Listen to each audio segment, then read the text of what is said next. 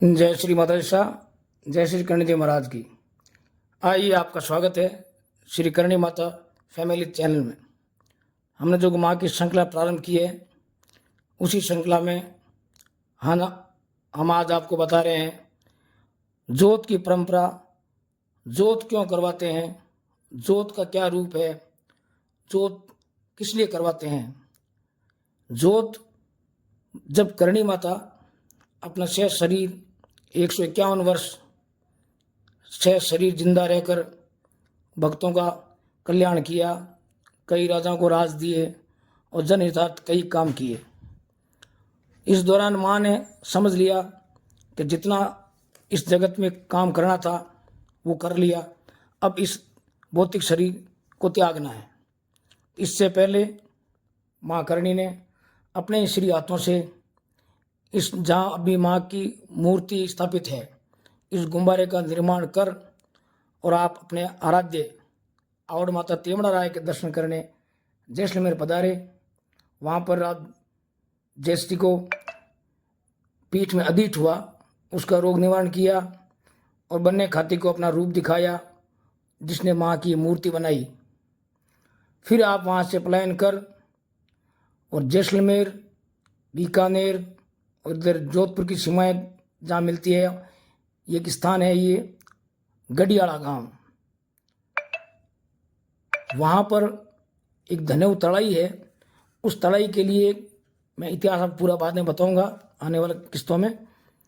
उस जगह के लिए कई बार झगड़े हुए, तो उस झगड़े का निवारण करने के लिए भी माँ ने वो जगह चुनी और वहाँ तलाई के पास माँ ने अपने समझ लिया कि यह जगह उचित रहेगी और मैंने सारे जीवन में जो काम करने थे वो कर दिए, अब मैं भौतिक शरीर को त्यागूंगी।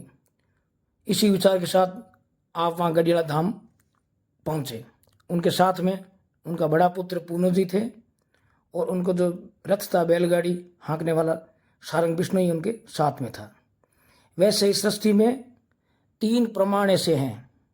एक तो शेष शरीर ज्योति विलीन होना, जो कि करणी जी का हुआ, और एक मीराबाई जो सीधे कृष्ण की मूर्ति में समा गए, और एक कबीरदास जी जब दुनिया से पलायन किया तब पीछे सिर्फ 5 फूल बचे थे।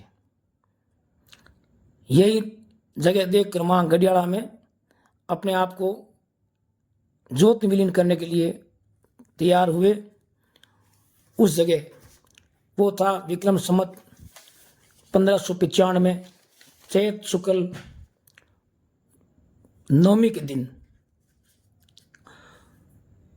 तिथि नवमी गुरुवार रामनवमी के दिन, करणी जी की न्याणी ने अपनी संपूर्ण कलाओं के सहित बिना अग्नि के स्वयं की ज्योति द्वारा प्रकाशित अग्निरथ पर आरूढ़ होकर अपने लोक के लिए प्रस्थान किया।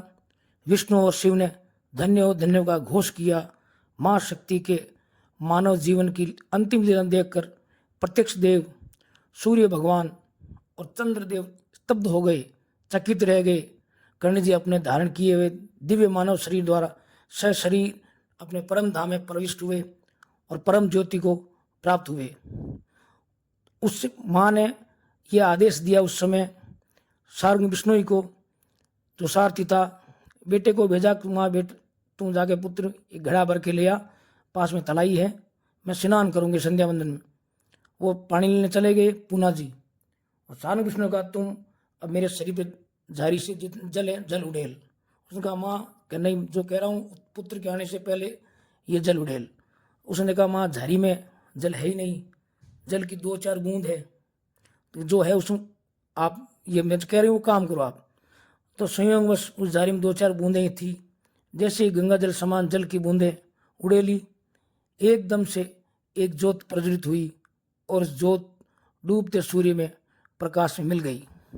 उस डूबते सूर्य के साथ माँ ने इस दुनिया से महाप्रयाण करते हुए सभी भक्तों को अपने तेज से चमत्कारिक कर अपना स्वरूप जागती ज्योत के स्वरूप में प्रमाणित कर दर्शन दिए।